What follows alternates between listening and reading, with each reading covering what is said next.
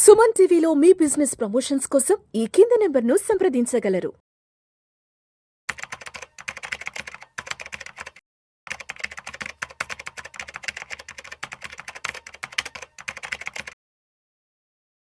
నమస్తే, నేను మీ రేవంత్ చలమల.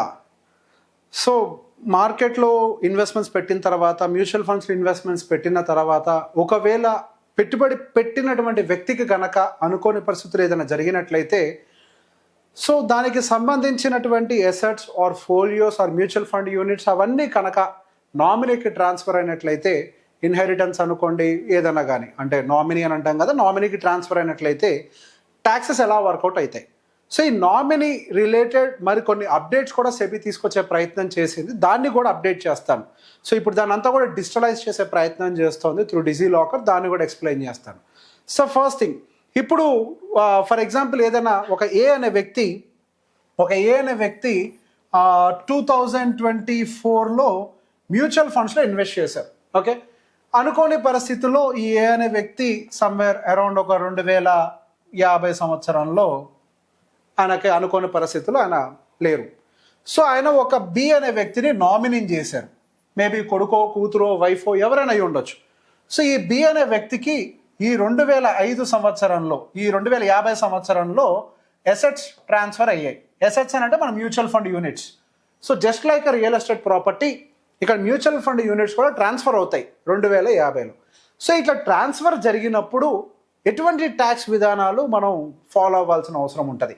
సో బేసిక్గా 2024 నుంచి 2050 దాకా పెట్టాడు. సో 2050లో మనం అటు ట్రాన్స్ఫర్ చేస్తున్నాం కాబట్టి మనం ఏమైనా ట్యాక్స్ పే చేయాలా? సో ఒకవేళ అమ్మితే ఎటువంటి ట్యాక్స్ పే చేయాలి? సో బేసిక్గా ఇది నామినీ ట్రాన్స్ఫర్, ఇన్హెరిటెన్స్ ట్రాన్స్ఫర్ కాబట్టి మనకి ఈ కండిషన్లో ట్యాక్స్ లేదు, దీనికి ఎటువంటి ట్యాక్స్ పడదు. సో 2050లో మనం ట్రాన్స్ఫర్ చేసినప్పుడు జస్ట్ ట్రాన్స్ఫర్ లేదు, మనం సెల్ చేయాలనుకుంటున్న కేసులో, ఈ కేసులో ఎటువంటి కండిషన్స్లో ట్యాక్స్ పడుతుంది? ఇది long term capital gain tax కిందకు వస్తుంది. అంటే 1 year అండ్ అబోవ్ జరిగిపోయింది కాబట్టి ఈ 2024 సంవత్సరం నుంచి 2050 సంవత్సరంలో అమ్ముతున్నాం. సో ఇక్కడ దాదాపుగా మనకి ఎంత 25 సంవత్సరాలు 26 సంవత్సరాలు గ్యాప్ ఉంది కాబట్టి ఇక్కడ మనకి 12.5% long term capital gain tax పడుతుంది. ట్రాన్స్ఫర్కి దేర్ ఈజ్ నో ట్యాక్స్. మనకి ట్యాక్స్ పడేదల్లా కేవలం మనకి ఓన్లీ సెల్ చేసినప్పుడు మాత్రమే. సో ఇక్కడ మన ఈ ట్యాక్స్కి సంబంధించి పెద్ద ఎత్తున కంగారు పడాల్సినటువంటి అంశం అయితే కాదు. సో ఇది పాయింట్. ఇక్కడ ఇంకొన్ని అంశాలు ఉన్నాయి. అసలు ఈ నామినీకి సంబంధించి సెబీ తీసుకొచ్చినటువంటి మరికొన్ని కొత్త గైడ్ లైన్స్ ఏంటో ఒకసారి చూపించే ప్రయత్నం చేస్తాను. So SEBI has brought few new guide lines. So ఈ బ్యాంక్ అకౌంట్స్ రిలేటెడ్ కూడా చాలా బ్యాంక్ అకౌంట్స్ ఖాళీగా ఉండిపోతున్నాయి, అన్క్లైమ్డ్గా సెటిల్ అయిపోతున్నాయి, చాలా డబ్బులు బ్యాంకుల్లో మూలుగుతున్నాయి. ఈ న్యూస్ అందరికీ తెలిసిందే. అలానే చాలా డిమాట్ అకౌంట్స్ కూడా ఎవరు వచ్చి దాన్ని క్లెయిమ్ చేయట్లేదు.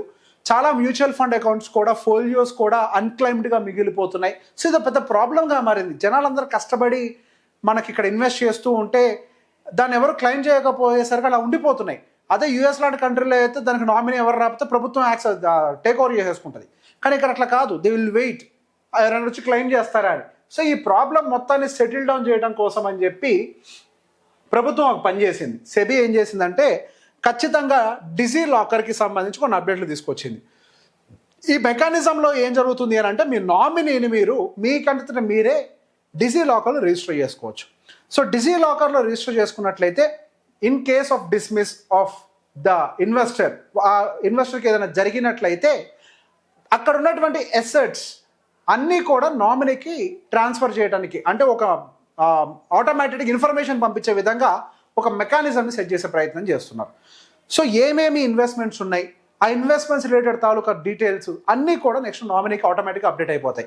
అదేవిధంగా మనం పెట్టినటువంటి ఇన్వెస్ట్మెంట్స్ అన్నీ కూడా క్యాష్ ఫ్లో అంటాం కదా, కన్సాలిడేటెడ్ అకౌంట్ స్టేట్మెంట్స్ కానీ, ఇవన్నీ కూడా డిజిలాకర్ తోటి లింక్ చేసే విధంగా చేయాలి అని చెప్పి ఏఎంసీస్కి అండ్ ఆర్టీఏస్కి, ఆర్టీఎస్ అంటే క్యాంప్స్ అండ్ కేఫ్ ఇంటెక్స్, వీటన్నిటికీ కూడా సెబీ ఒక ఇన్ఫర్మేషన్ని పాస్ చేసింది. గోయింగ్ ఫర్దర్ ఇదంతా కూడా మనం డిజిటలైజ్ చేయాలి, నామినేషన్ ప్రాసెస్ అంతా కూడా అని. ఒకవేళ డిజిలాకర్లో కనుక మనం నామినీని పెట్టినట్లయితే మనం పోర్ట్ఫోలియోస్ ఓపెన్ చేసినప్పుడు ఏదైతే నామినీని ఆల్రెడీ మెన్షన్ చేసుంటామో ఆ నామినీకి దాన్ని క్లెయిమ్ చేసుకునే హక్కులు అయితే వచ్చే అవకాశాలు ఉన్నాయి. సో ఇక్కడ డిజిలాకర్ అంటే ఏంటో ఫస్ట్ అర్థం చేసుకోవాలి. DigiLocker is a government of India initiative.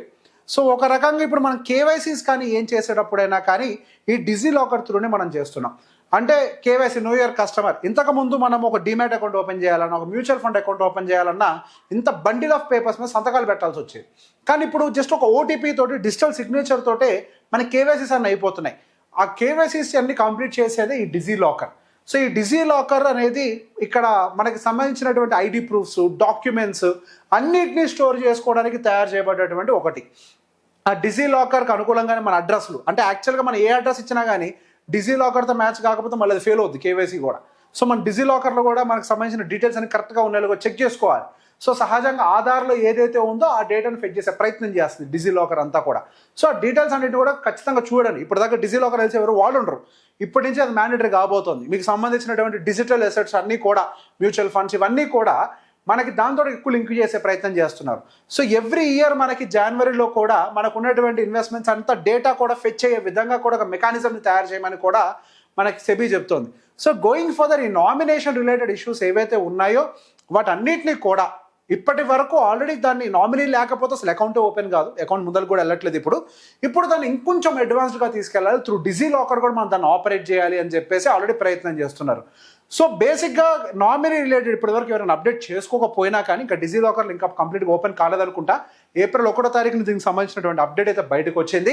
So ఇప్పటి వరకు కనుక ఇంకా మీ మ్యూచువల్ ఫండ్ పోర్ట్ఫోలియోస్లో కూడా ఎవరైతే నామినీ అప్డేట్ చేయలేదో వాళ్ళందరూ ఎంఎఫ్ సెంట్రల్ నుంచి ఒక్కసారి మీ నామినీ అక్కడ అప్డేట్ చేసే ప్రయత్నం చేయండి. ఎప్పుడైతే డిజీ లాకర్ కూడా రెడీ అవుతుందో కంప్లీట్గా ఈ ఎంఎఫ్ మ్యూచువల్ ఫండ్స్కి రిలేటెడ్, అప్పుడు ఒకసారి మీకు సంబంధించినటువంటి నామినీస్ని ఇక్కడ కూడా క్రాస్ చెక్ చేసుకునే అవకాశాలు ఉన్నాయి. సో మల్టిపుల్ నామినీస్ని కూడా మనం ఇక్కడ కోట్ చేసుకునే అవకాశాలు ఉన్నాయి.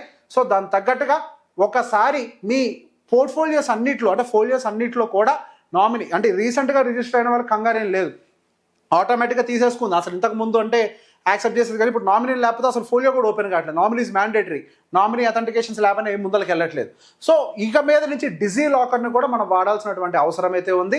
సో ఇక్కడ 2-3 అంశాలు మనం కవర్ చేసాం. ఫస్ట్ ఇన్హెరిటెన్స్, అంటే ఒకవేళ ఏదైనా మనిషి డిస్మిస్ అయినట్లయితే ఆ ఇన్హెరిటెన్స్ రిలేటెడ్ ట్రాన్స్ఫర్ జరిగినప్పుడు ఏమైనా ట్యాక్స్ పడుతుందా అంటే అక్కడ ట్యాక్స్ పడదు.